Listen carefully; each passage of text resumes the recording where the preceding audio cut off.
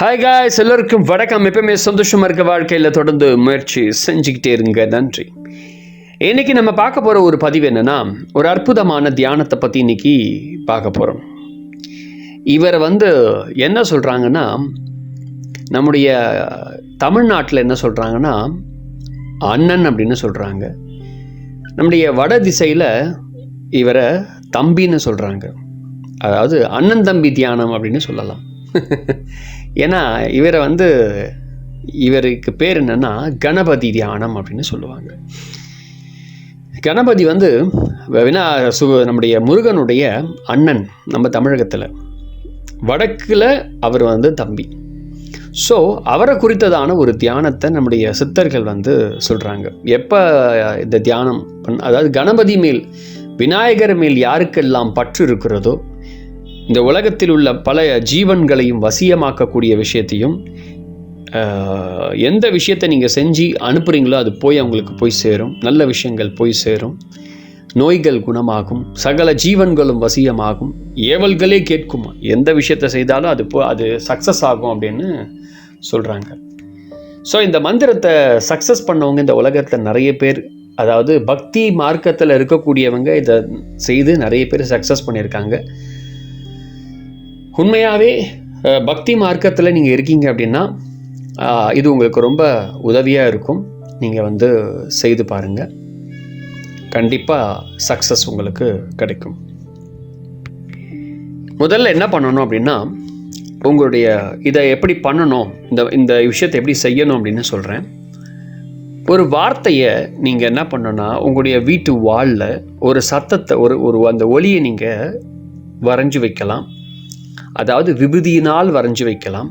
அப்படி இல்லைன்னா வெள்ளி தகடு வாங்கிட்டு அந்த தகடில் நீங்கள் அந்த எழுத்தை எழுதி அதை ஒரு வாலில் ஒட்டி வைக்கலாம்.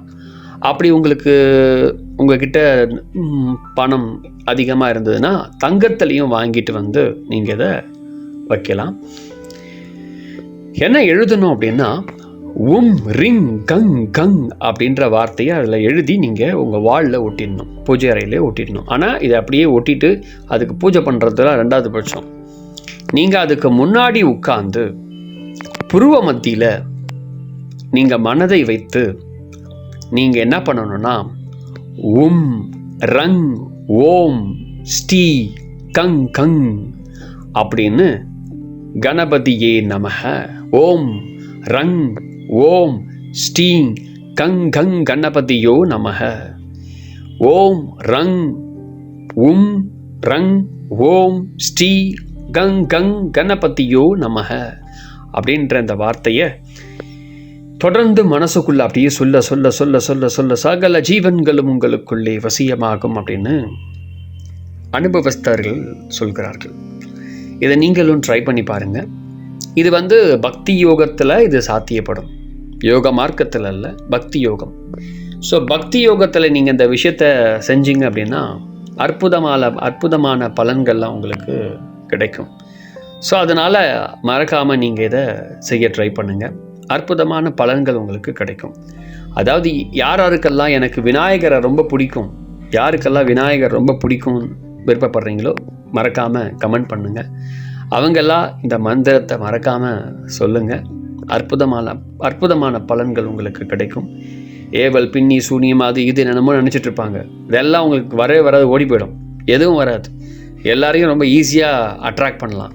அந்த விஷயங்கள் இதில் சொல்லப்பட்டிருக்கு.